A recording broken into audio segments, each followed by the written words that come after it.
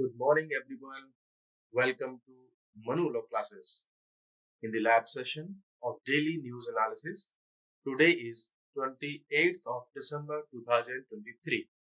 You are watching with Naresh Sharma. Today we have various important news with their relevant facts and concepts which can make your examination easy, and you will enjoy various news and their current affair and some concepts. So guys, let's start. The first important news is the deployment of 3 warships. अभी Indian navy ने 3 नए warships को deploy किया है red सी और उसके आसपास के रीजन में. ये कौन कौन से शिप्स हैं? These are INS Mormugao, INS Kochi, INS Kolkata. These are the 3 ships which have been deployed by Indian Navy. Why? Due to the attacks on ships passing through Red Sea trade route in West Asia. You know, we have already discussed that Houthi terrorist groups are attacking the commercial vehicles. You know, the war between Hamas and Israel. This is the region that Hamas is being supported by Houthis. Houthis are a terrorist group in Yemen, and they are attacking commercial vehicles. It means the commercial vehicles which are not associated with any military operation. Even those innocent ships are being attacked by these terrorist groups. So Indian Navy has deployed 3 warships. You may expect some questions that which were the ships deployed by the Indian Navy in Red Sea region or the nearby region to protect the commercial ships against the attacks of Houthi rebels. Now let's understand some key points about Red Sea, because the events are happening in the Red Sea region. So the Red Sea becomes important for your examination point of view. Red Sea is an inlet of the Indian Ocean. Indian Ocean में खुलने वाला एक रास्ता है. किसके बीच में? Between Africa और Asia के बीच में. यू नो, ये जो रीजन है ये एशिया है और दिस रीजन इज सॉरी एक सेकंड है, इसको हम हाँ ये जो रीजन है ये अफ्रीका का रीजन है और this region is Asia. This whole is Asia. तो ये किस किस के बीच में है? This is between Asia and Africa, in between the both continents. और it provides a passage from Indian Ocean, that is Arabian Sea, from Gulf of Aden to Bab al Mandeb, that is strait, and then Red Sea, and then to Mediterranean Sea towards Europe from Suez Canal. Okay, so this route is very important for global trade. And I asked a question in last session that what is the percentage of trade being conducted in from this route. So it is around 12% of the trade is conducted from this route. From this route. So you know, this region, this route becomes very important from global economy point of view. Now you can expect some questions from this region. The examiner may ask some questions regarding the geography or some uh, political boundaries of this region, because in recent years there is a trend that when there a region remains in the current affair, then some questions are asked in the current affair related questions in any examination. So you may be asked that which are the littoral states for Red Sea. Means ऐसे कौन कौन से states हैं जो red सी के साथ में touch होते हैं, रेड सी के साथ में बाउंड्री बनाते हैं। Number 1 Egypt. इजिप्ट और जब हम डाउन में आएंगे तो हमको मिलता है सूडान। फिर है हमारा एरिट्रिया। यहाँ तक हमारे पास 1 2 और 3। एक है फिर हमारे पास में जिबूती।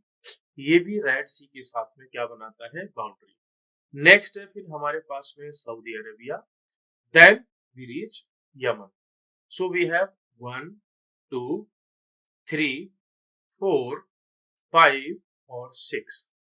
तो हमारे पास रेड सी से बाउंड्री बनाने वाले टोटल कितने स्टेट्स हुए, 6 स्टेट्स हैं।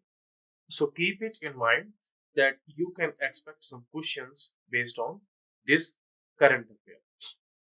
The other important point is you can ask this. Uh, this is the Strait of Bab al Mandab. Now you can ask that what is strait?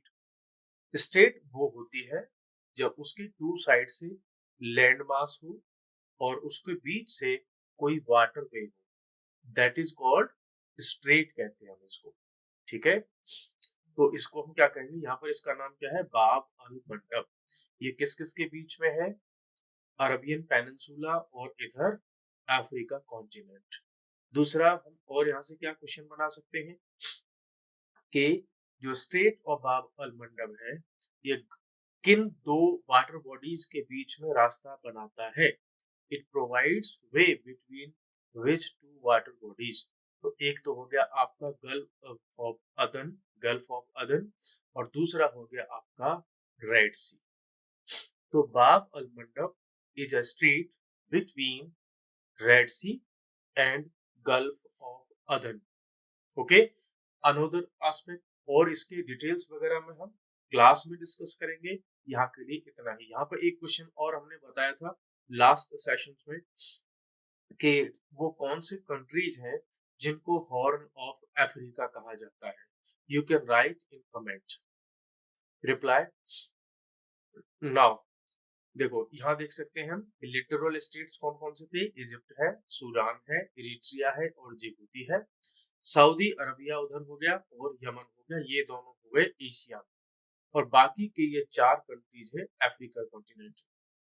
और Red Sea की अगर हम बात करते हैं तो it extends from Suez Canal to Bab al मंडब, वहां तक इसका रास्ता है। बाकी ये सब मैं आपको डिस्कस कर चुका हूँ।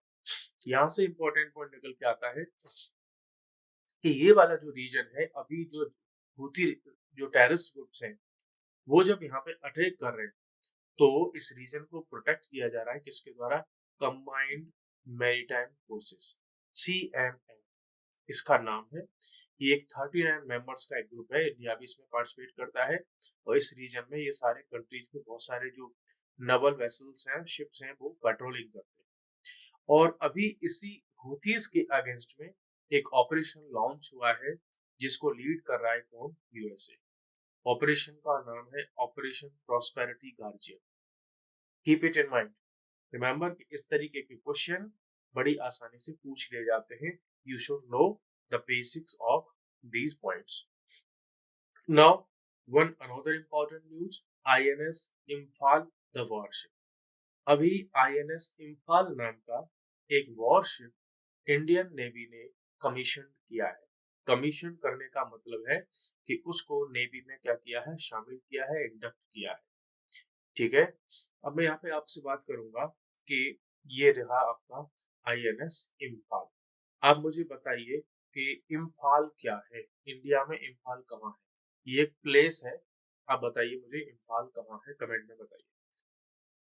देखो, Indian navy has commissioned it, INS Imphal को कमीशन कर लिया गया है। और ये it is the third of 4 indigenous Visakhapatnam class stealth guided missile destroyers. Means ऐसे ये गाइडेड है, स्टील्थ है, मींस अपनी भी सेफ्टी कर सकते हैं और दूसरे जगह से आने वाली जो एनिमी की साइड से आने वाली जो मिसाइल्स हैं वो भी ये क्या कर सकते हैं, डिस्ट्रॉय कर सकते हैं। So you can expect that it is a warship which have multi facilities, various kinds of facilities like landing of helicopters, okay, firing missiles from the ship, like हाँ। अब आप जान लीजिए कि देखो आईएनएस जो इम्फाल है, इंडियन नेवी ने इसको कमीशन किया है और ये कौन सी क्लास का है? ये है विशाखापट्टनम क्लास का। मैं आपको यहाँ दिखाता हूँ। देखो अभी क्या चल रहा है इंडिया में, जो शिप बिल्डिंग का प्रोजेक्ट चल रहा है वो चल रहा है प्रोजेक्ट 15B। तो you can expect a question that project 15B recently in news what it is. तो ये क्या है? It's a worship building project है जिसको इंडिजीनियसली रन किया जा रहा है और उसमें वॉरशिप्स बनाए जा रहे हैं। अभी तक हम इसमें विशाखापट्टनम, मर्मुगांव और रिसेंटली जो हुआ है जिसका नाम है आईएनएस इम्फाल, ये 3 शिप्स अभी तक हम इसमें बिल्ड कर चुके हैं इंडिजीनियसली। जो नेक्स्ट शिप आएगा वो आएगा आईएनएस सूरत। बाकी ज्यादा डिटेल्स हम बाद में क्लास में डिस्कस करेंगे, ठीक है? तो नेक्स्ट अब हम आगे बढ़ते हैं। तो प्रोजेक्ट 15B क्या है आप इसमें समझ सकते हैं कि ये पहले प्रोजेक्ट एक 15 हुआ, फिर उसके बाद 15A आया और अभी चल रहा है प्रोजेक्ट 15B। इसकी ज्यादा डिटेल्स हम बाद में डिस्कस करेंगे। Indian Council of Medical Research providing easy to use testing to tackle anaemia in India. You know अभी क्या हुआ है रिसेंटली जो है National Family Health Survey National Family Health Survey 5 इसने अपना डेटा जो है पब्लिश किया था, अपनी रिपोर्ट्स पब्लिश की थी और हमको पता चला था कि इंडिया में जो एनीमिया की जो सिचुएशन है it's very critical. Means more than 50% of women in India are suffering from anaemia. तो ये एक बड़ी बड़ी प्रॉब्लम है। उसका रीजन क्या है? रीजन है कि हमारे पास में टेस्टिंग की प्रॉब्लम। सपोज अभी आप चाहते हो कि आपको अपना एनीमिया टेस्ट करवाना है, आप रूरल एरिया में रहते हैं, तो आप अगर टेस्ट करवाना चाहोगे अपना हीमोग्लोबिन लेवल वगैरह, तो आपको रूरल एरिया से 20 किलोमीटर हो सकता है शहर आना पड़े। It's difficult for rural people to travel 20 kilometre to have a 10 minutes test, तो आपको दिक्कत होगी। फिर नेक्स्ट डे आपको रिपोर्ट लेने जाना पड़ेगा। It's a very irony that after even around 75 years of independence, we don't have such kind of easy to use technologies which can be accessed in the remote areas of India. Now, जो Indian Council of Medical research है, इन्होंने एक नई technology, नई testing system इन्होंने prepare किया है। उसी को लेकर के क्या है एनीमिया आया फिर से न्यूज में। एक तो जो नेशनल फैमिली हेल्थ सर्वे है उसकी रिपोर्ट आई तब एनीमिया न्यूज में रहा। फिर Indian Council of Medical research ने भी अपनी कुछ टेक्नोलॉजी लेकर के आए, फिर से न्यूज में रहा। So now let's understand that what is anaemia. Anemia, what is anemia? It is a condition in which the number of red blood cells RBC, इन्हीं को हम कहते हैं RBC, red blood cells. You know कि जो आपका blood होता है उसमें व्हाइट ब्लड सेल भी होती है और रेड ब्लड सेल भी होती है, ठीक है? जो व्हाइट ब्लड सेल्स होती हैं इनको आर्मी ऑफ ब्लड कहा जाता है, यू नो। अब जो आरबीसी होती है वो क्या करती है, इनमें होता है हीमोग्लोबिन का कंसंट्रेशन, ठीक है? लेकिन जब एनीमिया की कंडीशन होती है तो हीमोग्लोबिन का लेवल क्या हो जाता है, डाउन हो जाता है, कम हो जाता है। अब हीमोग्लोबिन का काम क्या है, ये ऑक्सीजन को कैरी करता है। हीमोग्लोबिन एक्चुअल में जो आरबीसी है वो हीमोग्लोबिन मींस उसको हम हीमोग्लोबिन भी कहते हैं। तो haemoglobin is a protein found in red cells में ही मिलता है। अब ये हीमोग्लोबिन या मैं कहूँ red cells, they carry the oxygen from lungs to all other organs. बाकी अदर ऑर्गन्स के लिए ये क्या जो है ऑक्सीजन को कैरी करती है, ठीक है? अब आप सोचिए कि व्हेन आरबीसी का लेवल डाउन होगा तो आपकी बॉडी में क्या कम हो जाएगा, ऑक्सीजन कम हो जाएगा। Okay, when you will have the lower level of oxygen, then you will feel like dizzy, okay, laziness, okay, tiredness, lack of concentration। ये सारी प्रॉब्लम्स आपको फेस होती है जब आपकी बॉडी में हीमोग्लोबिन अर्थात ब्लड की जब कमी होती है। दैट इज द प्रॉब्लम जिससे इंडिया का बहुत बड़ी पॉपुलेशन क्या है, सफरिंग है। According to India's National Family Health Survey 5, जिसमें इन्होंने रिसर्च किया 2019 से 21 के डेटा पे, हमारे यहाँ 59.1% ऑफ एडोलसेंट गर्ल्स, जो हमारी बच्चियां हैं, वो अराउंड 59% के आसपास बच्चियां हैं, वो एनीमिया से क्या है, ग्रसित है, सफरिंग है। विमेन की अगर हम बात करें कि 15 ईयर से 49 ईयर्स और उसके आपसे का जो एज है, उस ग्रुप में हमारे पास में 57% जो महिलाएं हैं वो एनीमिया से क्या है, पीड़ित है। तो आप देख सकते हैं कि it's not only a small level problem, but it's a national problem. The government should deal it with जो है सीरियस माइंडसेट। उसको हमें बहुत अच्छे से डील करना होगा, तब जाकर के हम इस प्रॉब्लम से डील कर पाएंगे। बिकॉज अगर हमारे यहाँ की जो माताएं हैं वो means you know if mother is not healthy, you cannot expect the next generation can be healthy. Means without a healthy mother you cannot expect the delivery of a healthy child. So first make our women healthy, then you can expect healthy generation. Now next news is electronic soil. You can think that what is electronic soil? It means क्या electricity से चलने वाली soil है जिसमें हम plantation करेंगे। Now let's understand what is the concept. Researchers ने अभी डेवलप किया है क्या, e soil, that is electronic soil, जैसे ईमेल होती है।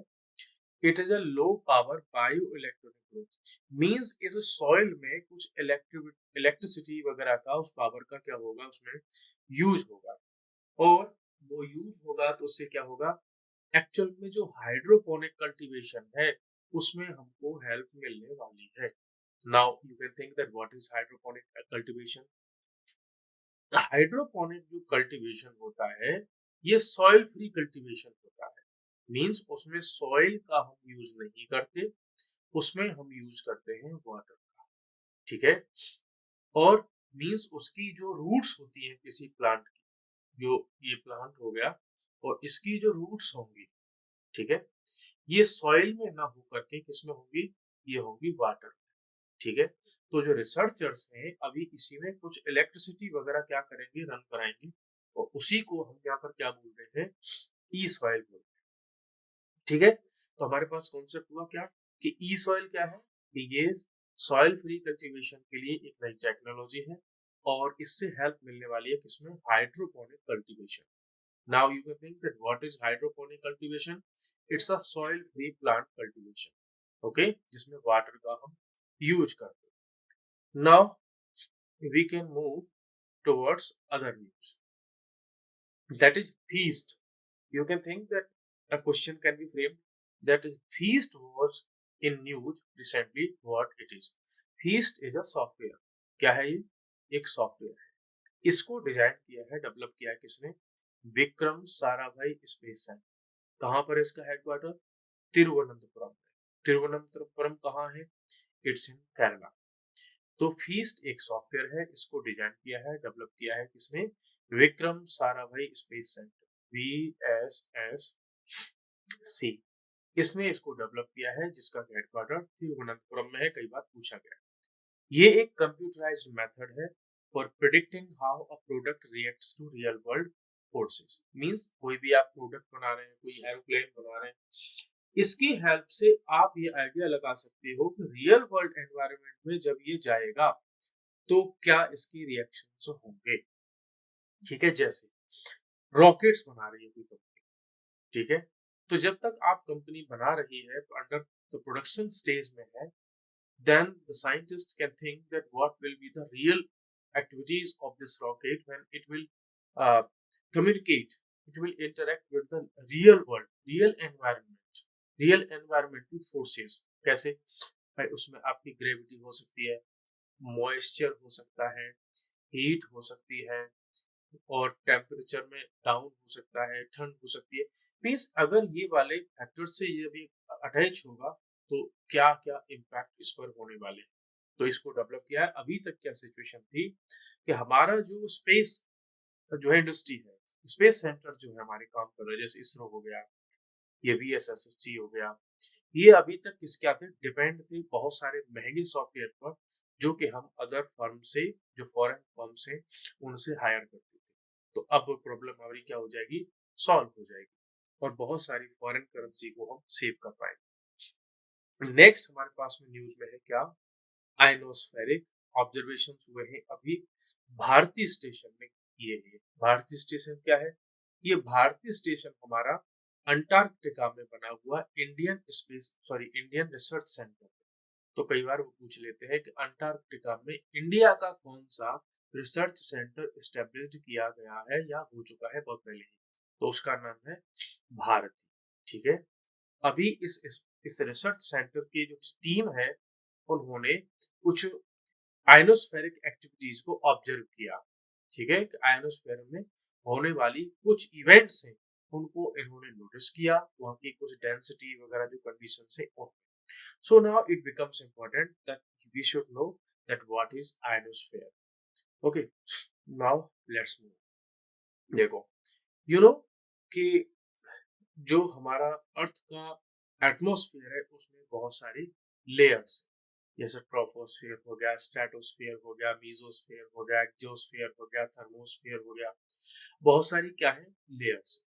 ऐसे ही एक लेयर है जिसका नाम है आयनोस्फेयर।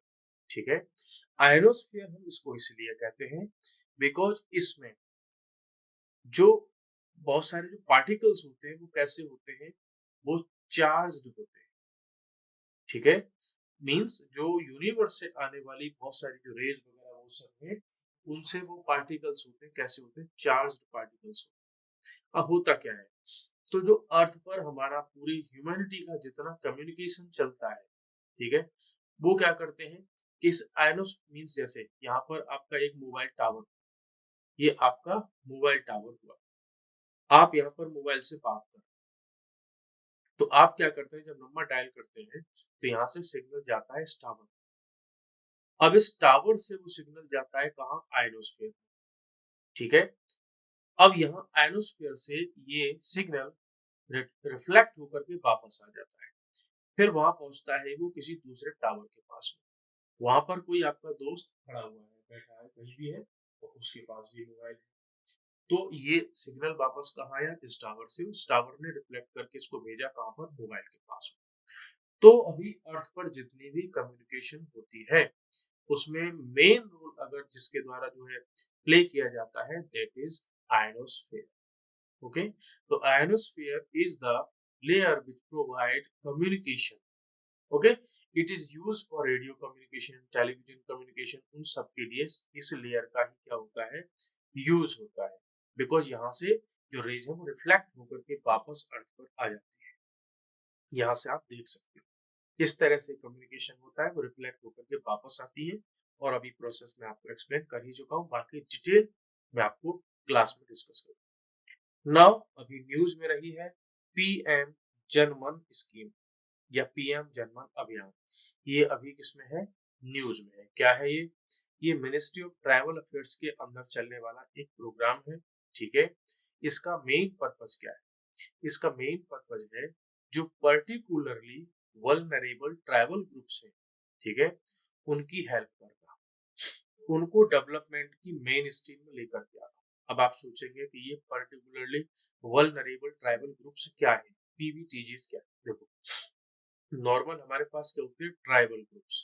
ठीक है, अब ट्राइबल पीपल में बहुत सारे लोगों को बेनिफिट्स मिले, रिजर्वेशन के, फूड के, एजुकेशन के, रोड्स के, but they are there are some groups which are left behind from this development. Okay, तो अगर मान लीजिए कि हमारे पास इंडिया में थाउजेंड्स ऑफ जो है ट्राइबल पॉपुलेशन मींस ट्राइब्स पाई जाती है, types of thousands of tribes जो है मिलती है, उनमें से भी जो कुछ रह गए उनको बोलते हैं particularly vulnerable tribal groups. Means vulnerable तो हमारे यहाँ सारी की सारी ट्राइबल ग्रुप्स को माना जाता है, लेकिन उनमें से भी जो स्पेशली पर्टिकुलरली जो वल्नरेबल हैं उनको बोलते हैं हम पर्टिकुलरली वल्नरेबल ट्राइब, जो है ट्राइबल ग्रुप्स। अब इनके साथ में हुआ क्या है कि बहुत सारे लोग हैं जिनके ना आधार कार्ड बने हैं, उनके पास में कम्युनिटी की सर्टिफिकेट नहीं है, उनके जनधन अकाउंट्स वगैरह नहीं है, उनके पास आयुष्मान कार्ड्स नहीं है, अपनी खुद की आइडेंटिटी नहीं है, एजुकेशन नहीं है उनके पास में। तो now the government of India has launched अभियान दैट इज पीएम जनमन अभियान। ये क्या करेंगे कि घर घर तक वहां तक जाएंगे इस अभियान के थ्रू, और जो लोग इस बहुत सारे जो स्कीम्स थी गवर्नमेंट की डेवलपमेंट के लिए उनसे जो पिछड़ गए उनकी हेल्प करेंगे। इसको डिटेल में हम क्लास में डिस्कस करेंगे। अभी तक टोटल जो हमारे पास में पीवीटीजी है वो कितनी है, 75। ठीक है, इसको डिटेल में हम बाद में डिस्कस करेंगे। नेक्स्ट हमारे पास है रिसेंटली तानसेन समारोह हुआ, और यहाँ पर क्या हुआ कि 1300 तबला प्लेयर्स ने एक साथ प्ले किया, और इससे बन गया क्या, वर्ल्ड रिकॉर्ड। और गिनीज बुक में ये वर्ल्ड रिकॉर्ड बन गया कि भाई एक साथ इतने तबला कहीं पे नहीं बजाएगा और इतना बड़ा समारोह नहीं हुआ, लार्जेस्ट तबला एंसेम्बल। ठीक है, ये इसका बन गया वर्ल्ड रिकॉर्ड। तो इंडिया में अगर किसी चीज का वर्ल्ड रिकॉर्ड बना है तो यू कैन एक्सपेक्ट क्वेश्चन। और ये बात किसकी हो रही है, तानसेन समारोह की। ये एवरी ईयर होता है, और वो भी कहाँ पे होता है, ग्वालियर में। ग्वालियर कहाँ है, मध्य प्रदेश में।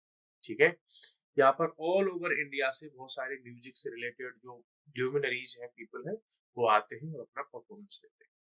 तानसेन की अगर हम बात करें कि हु वाज तानसेन, तो तानसेन जो है म्यूजिक में काम करने वाले एक व्यक्ति थे, ग्रेट एक्सपोनेंट थे।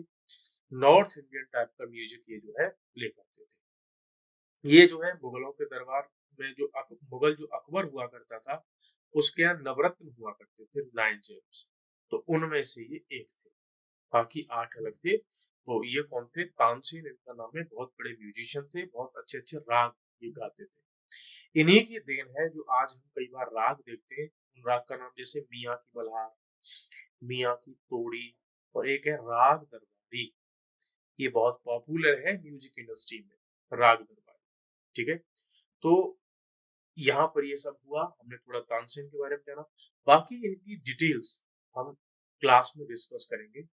सो dear students, we have discussed multiple news with their backgrounds, their concepts, important facts, and how the possible question can be made. है ना, what are the possibilities of asking questions, and even some concepts on the world map. Okay, so we have discussed various news and various concepts, various key facts. Today we are going to finish it. Thank you very much.